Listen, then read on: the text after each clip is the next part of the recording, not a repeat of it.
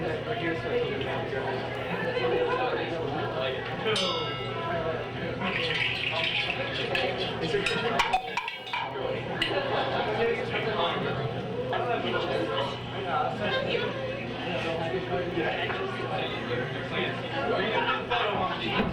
am the photo.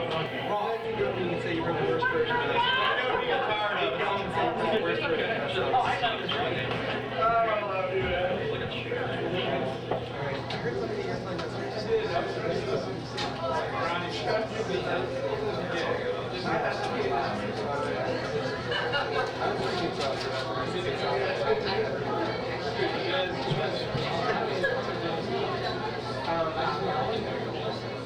The mic is on right now.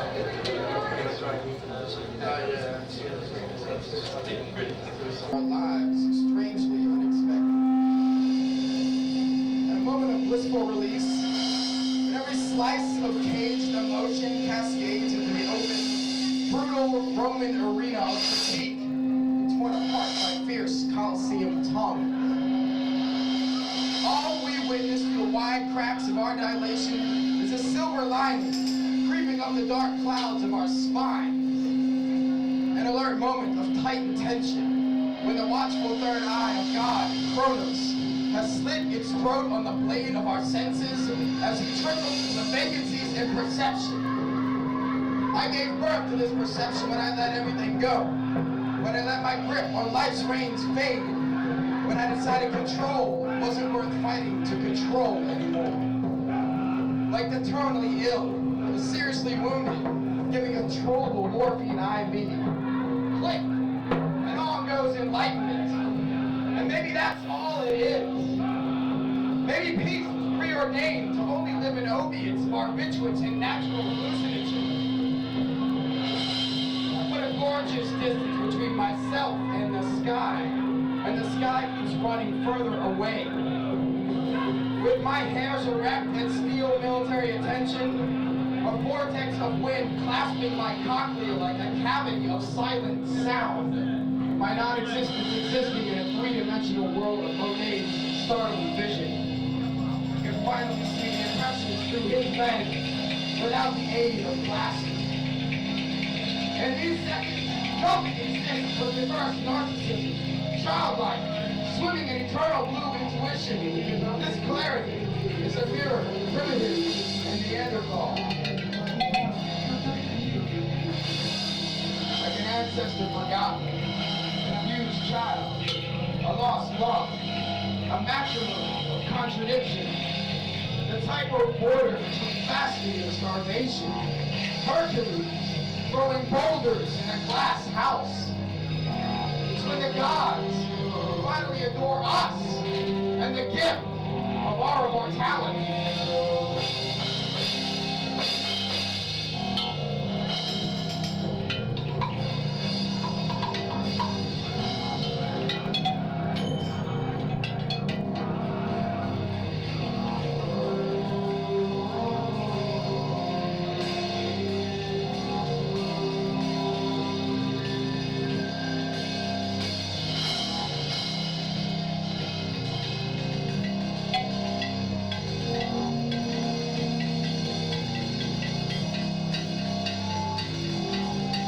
How long has it been since you listened to the rain?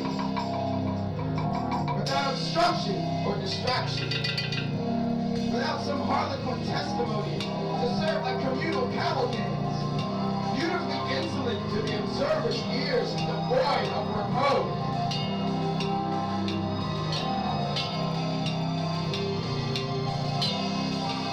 How long has it been since the rain listened to us? Pupils, bricks, and pickles, mingling and cleansing, and the sweet aromatic array of a refracting lens, some nightshade, the color of rhythm, the wide-eyed, flashing consciousness of torrential downpour. How long has it been since you spoke?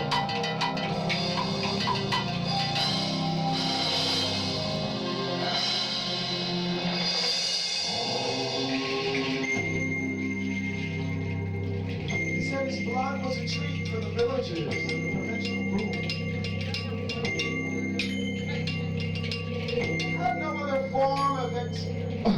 entertainment apart from a well-played execution. The drama, the black, the news, exhaustion, boiling the crowd. And still they flock like drones of themselves for water. They would stick around a little longer after the head was severed. It was the rainy season. And some got an extra bonus. Their blood run free and mingle with the mud.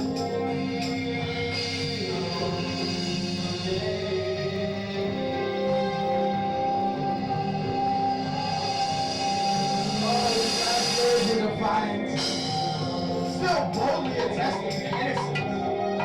Not everyone's words were. It was part of the show, the masquerade, the royal ball of perpetuous dancing corpses. And a priest asked if you would like anything read on the breviary. As if that would preserve the innocence of his fucking spirit. Said no, citing Catholicism to be the most uncreative of faiths, and glad he did not share their relic of blind obedience.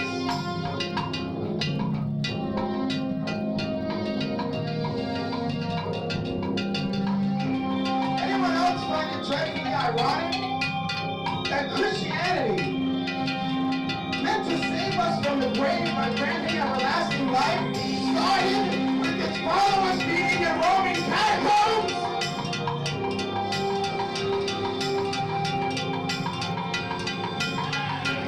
The one place that is never boring is the lynching of some poor son's soul. The people felt a rush of joyous fear and asked themselves why no one had brought a bite to eat or sell. They were rather frequent, these poor man's festivals. They reached once a month. And the fathers would tell their sons to let the bananas breathe for the afternoon. The mothers would tell their daughters the shucking of corn, the spreading of flax, should rest until after supper. The women would gather in the back, talk gossip that sailed down the river. What visitors did you see? Were they European? American? I heard they don't care for family. What are you wearing in your harvest? Yes, this rainy season has been rather dry. The men would stand up front with a view and brag about how enormous their harvest would be. I'll be able to feed my entire village for a year. I've been able to feed for 2. My son is getting along now. He's almost 12. He'll take most of the labor for me, as my legs don't work the way they used to. But no one ever spoke of God here, save the priest. No one ever spoke of much else except the events of the day, the maze, the blood to run. Sometimes the fathoms of a man's heart can run quite deeply empty. During the last few defiant phrases, the relapse, the only way a man knows to die with dignity by sticking to his guns, a dark, cumulus silence would befall the villagers until after the first 3 or 4 swings of the executioner's blunt axe. Normally, the head would withstand 10, sometimes 20 blows if it hadn't been sharpened in a couple of months. And the people would turn away to chat some more. Over the screams of terror, they would shield themselves with nonchalance. They cloaked his demise in conversation, glancing only momentarily to be sure they hadn't missed the final chop, stab, thump to the salted earth. Then suddenly, a fall! Hoots, hollers, chants of raised emotion, rolled upward toward heaven in a downpour of faith in the justice they had wrought from God's own hand. Sometimes the priest would remind them not to judge, but only beneath his praise of another mission accomplished.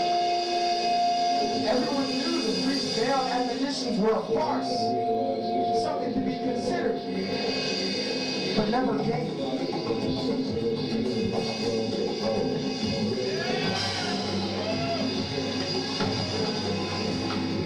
And the wind began to ripple through the square, and the rain began to roll with the blood.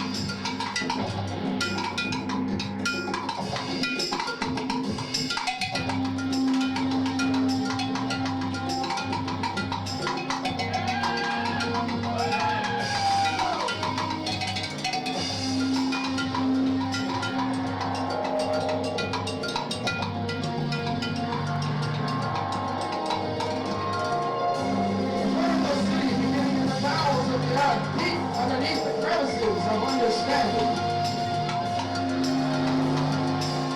This melody burns through the air's acoustic carriage to the ears of our hero, eyes vacant and deep, locked inside a cage of concentration, thinking dreams in the abstract, the courage of picture.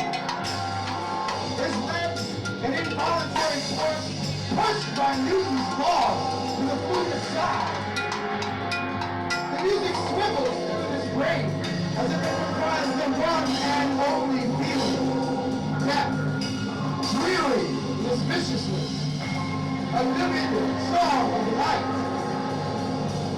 All the emotion a mountain can hold fell into itself into the palm of his hand. The earth quakes with realization. The mountain crumbles. His hand aches with water. He is a silver tree, and shattered by the screaming children's gasp of the train halting. The flute stops to allow passage to the noise. The man boards without a thought, without a dream. Leaving his vision behind, he sits at the mechanized throne, lost. Seeing only the chasm between him and purgatory in vicinity. Feel.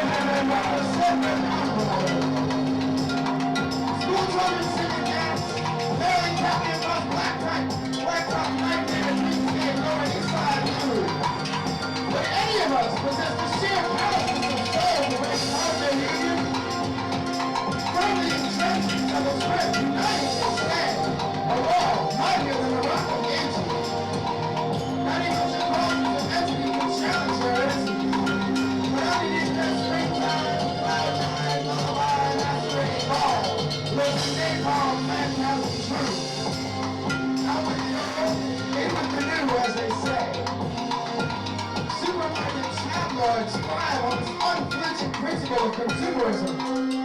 Shocking all tactics of giant headline per number scream like a grape with a mouth while being pressed with wine. The mystery of loneliness has been solved, and missing is really a giant Scotsman. So put that in your bagpipe and smoke it! Any idiot will tell you it's truth is stranger than fiction, and I disagree. Based on an equation relatively conjured up in the early morning infant stages of Einstein's glorious brainchild. Outrageously fantastic plus lie equals hilarity and sound marketing strategy. No, we won't break you apart. We don't have the guts for that. But we will dissolve your union inside of you until you never really existed in the first place. Flush down the toilet where it gets clogged as you grapple to hold on to some kind of childhood ideal.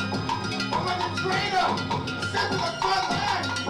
They secretly sabotage his mission by pretending the instructions ran over your head like a couple of rednecks, steal-hauling one of the lesser fucking races for the power and might of the Lord thy Lord.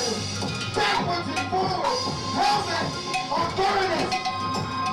It's too bad they never had so much zeal for spitting tobacco for that matter. The stupid fucks. At least then they might have been some Greek freak pig stock. But eventually, girl in the swat Marine. Professionals in their own right. From a fascinating remaining obstructions in your passageway, so far away of doing things. Forgetting that you ever had any. It's healing, my friend. Healing.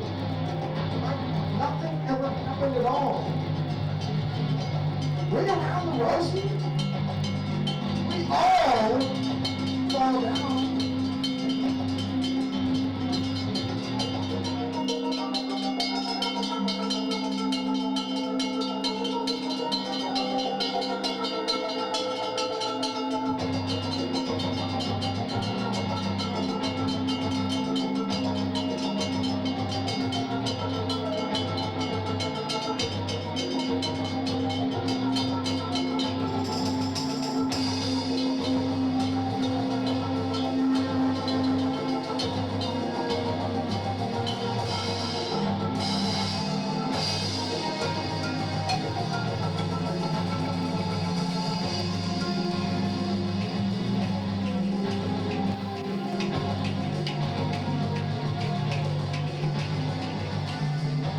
Look at us.